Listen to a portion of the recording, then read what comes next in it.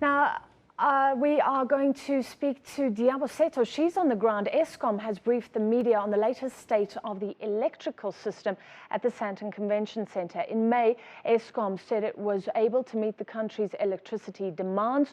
For more on today's briefing, we will be crossing to Diabo. I believe that she is available right now. Diabo, run us through today. Good afternoon, Francis. Well, as I had said earlier on, that in May, Eskom had promised us that they have enough generation capacity to keep the lights on. And from what they've told us today, yes, indeed. For the purposes of our viewers, I know that the one thing they're very much interested in is wanting to know whether we'll go through winter with electricity on. Are we at risk of getting load shedding? But the chief executive, who is, as a matter of fact, with me here, has promised us that, as a matter of fact, they may actually have surplus capacity to keep the electricity running.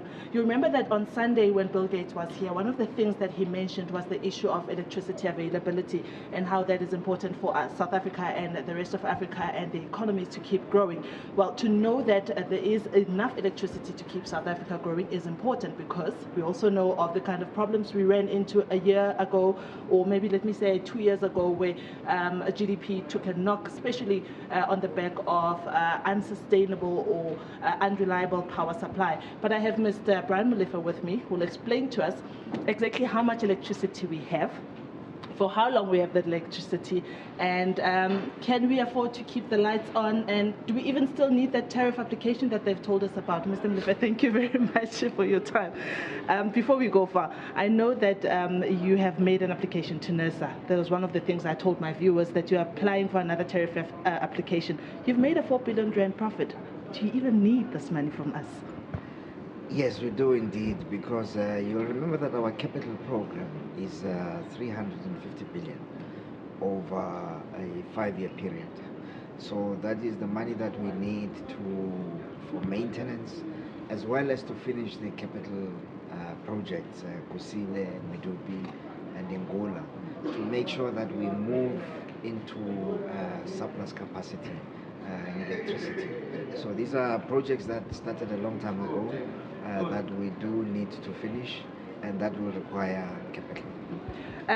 Ingula, Medupi, and Kusile, these are household names by now.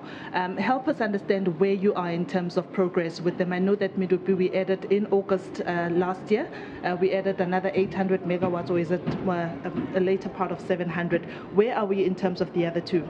We added 794 from Medupi Unit 6 last year, and by March of 2017, Unit 5 will come online. Hopefully earlier than March 2017, Unit 5 will come online. That's another 794 megawatts. And then Ingula is 4 units of 333 megawatts each. And so that's about 1,300 megawatts that we have now synchronized and are ready to commission. In fact, we will be having a celebration of the Ingula units as early as in the next week or two.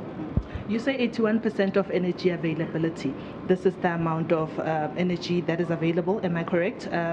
So that means that we have a lot of electricity. How are we distributing it to people fairly? 81% energy availability refers to the machines that are already existing. So they're now operating at about, if you like, 81% capacity.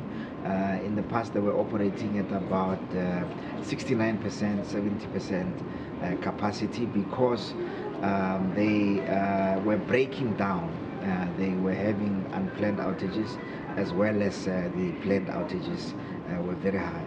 So now we have reduced the unplanned outages, or the breakdowns, from better maintenance, and we're able to increase planned outages so that we maintain them better, so that they become available, more available than they were. You've made it no secret that you want Africa and South Africa to consider nuclear energy. Give us your reasons behind that.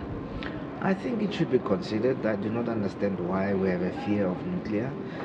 It's like just because we think we cannot afford it, therefore it does not work, and it doesn't work like that. If we cannot afford it, we can talk about how we can make it affordable, how we can finance it, but Nobody has ever said nuclear does not work. Nobody can explain why France is so successful with about 80% of their electricity coming from nuclear. And with so many nuclear reactors in the United States, China building nuclear reactors, why is nuclear not good enough for Africa? And very quickly, I know that Eskom workers are on the verge of going on a strike because of deadlock in talks. What's your response to that? Will they be able to strike? I know that you're deadlocked with NUM and NUMSA. We have not deadlocked. The wage negotiations are still going on. We're going for conciliation and arbitration to resolve the disagreements that are there. I'm quite confident that they will be resolved at the conciliation and arbitration, and we do not anticipate the strike happening. Thank you very much for your time. Thank you.